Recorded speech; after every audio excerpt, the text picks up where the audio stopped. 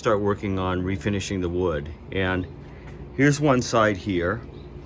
All the joints were pretty loose and they were held together with screws. Screws were, they're okay in this center. They're coming out pretty easily, but you're not going to put the rusted thing back in. And I just decided, to finish this right, I'm going to go ahead and take it apart. Most of this is pretty loose, and then go ahead and strip it and treat it with preservative, and then finish it. And I just think it's going to do a nicer job taking it apart like this. And again, none of the joints are glued on here. They're all loose, and I'm worried about cracking the wood and breaking it anyway if I left it together. So that's what I'm going to do. Now, one thing about getting the screws out of the wood like this is you can put a screwdriver in here, or use an impact one. Give it a gentle tap or two to get it going. The other thing I find good is to move it back and forth a bit like that before I try to actually start unscrewing it. Get things loosened up a bit, and you can feel it starting to get loose. And then once you got it going, it becomes much easier to work. And so I found that that's a good trick for getting these things out. There's that rear corner post out of there, two very large wood screws. I was sort of surprised. It's just a flat face surface there. Okay, so here's one side of the wood frame all taken apart. It came apart very easily. We'll see how good all that wood is if it cleans up. I really don't want to have to buy new sides. It's quite expensive, so we'll see how this cleans up. Okay, so the plan with the wood refinishing is to get this wood, which looks like that, places where the varnish is gone looks like that, back to looking something like that. Now this is the rear post here from the left hand side. It could be in pretty decent shape. It'd be 85 pounds to buy a new one, so it's not, and then shipping, so it's not cheap. And so would we be able to remove the old varnish, put preservative on it, and then get it back to this this kind of a look here. And this black here, for example, is from the hinge paint. It's not black fungus. If you have black fungus, you're kind of finished, basically. The other thing is, when the wood is stripped, it's not going to have that lovely honey color. Here's a piece of the ash from a rear door frame, and it's brand new, never been used, and you can see that it doesn't have that rich honey color. That rich honey color will come with the varnish. Some people add a little bit of a tint to the varnish. I like to just let the varnish do its work, and it's amazing how varnish will kind of yellow and also darken and just bring out the wood. And so if you have a piece of wood like this, it will look quite different when you get varnish on there, even if there's no tint and there's no stain in there at all. And be careful adding stain. All kinds of things can happen. I much prefer to just be able to add a nice clear varnish and get a rich warm wood without any artificial look. Now, I think that the B-post can be, or this rear post can be saved. We'll see. If not, it's going to be expensive for me, but we'll give it a go. Now, one tool that can be quite useful for getting the old varnish off, particularly where the varnish is sort of thick, is a furniture scraper like this. A pretty tough, sharp blade at the bottom, good stout handle, and you basically just sort of run it on there, and it will remove this. Sanding this down, you're going to be taking off a lot of wood. You can do stuff to the grain. This might be a better approach.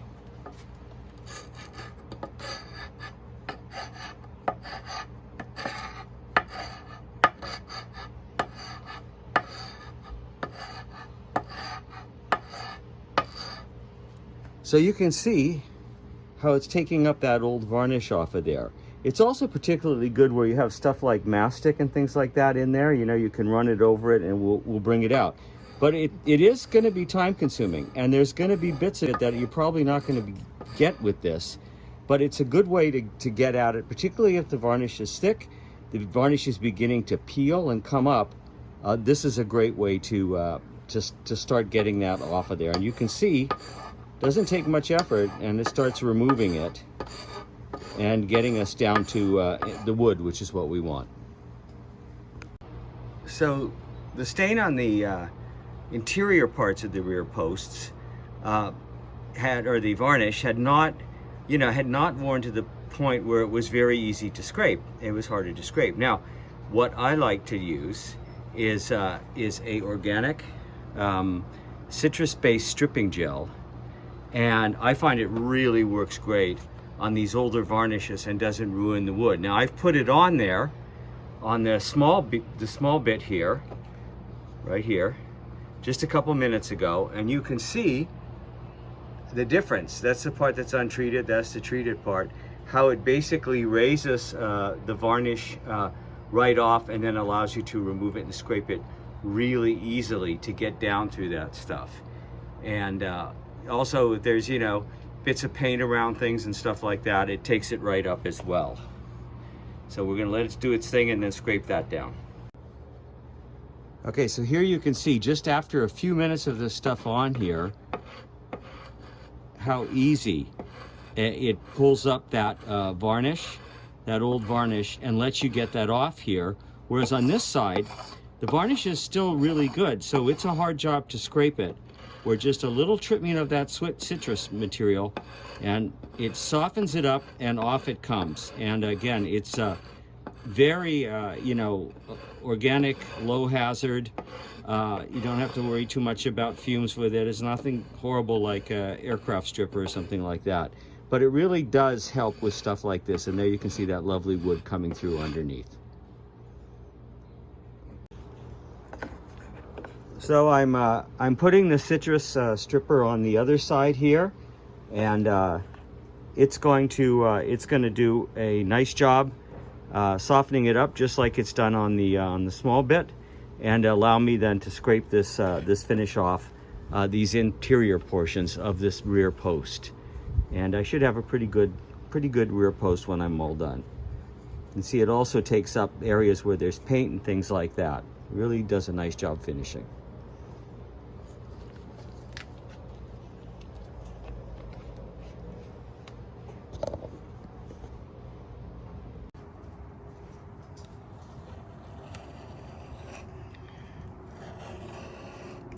The passenger side wood was still very firmly glued together, and the wood is in very good shape. So I decided to leave it together, put some citrus clean on it, and then scrape it down like that. And it's the old varnish. It was actually pretty thin, and it's coming off pretty nicely there, and revealing the wood underneath it. So that's how I'm going to probably treat this one rather than completely disassembling it. The other one was ready to be disassembled. And here you can kind of see how the varnish bubbles up with the citrus clean, and then underneath it you have this very nice clean wood to work off of. Here's some of the darker areas of wood, and with the citrus clean and the scraper, you can see that basically they come off pretty nicely, and you reveal the nice lighter wood underneath it, and so it's looking pretty good. After the first go with the citrus strip and the scraper, removing the varnish, you always find a few spots that didn't quite come up, and you can see it here underneath the hinge on the rear post here, and so a second go around with just a bit more touching up spots like that, and then letting it sit and do its thing. That's one way to approach that, and you want to make sure it's all off, otherwise it's going to be uneven, and you don't want to have to sand through that stuff. And so this will do a good job going around and doing a touch-up. Okay, so once we've neutralized the citrus strip and cleaned up the wood a bit, we notice that there's a little bit of unevenness in it, and there are some areas which are gray. It's not black fungus, it's not punky wood, but it's gray wood here. And there's some more areas up here and on the top rail, areas which are gray, hit by the sun. Now we'll sand, and we could get rid of some of them, but you can also bleach the wood slightly. And now there's some pretty aggressive bleaching products, but there's also oxalic acid. Typically you mix the oxalic acid up in crystals. It's probably one of the gentlest bleachers. If you can find Barkeeper's Friend, the spray and the foam one, the main ingredient in it is oxalic acid, and you don't have to then keep mixing up crystals and things like that. You can spray it in and see if the oxalic acid will clean up some of the graying. So we're going to have a go with that and do that.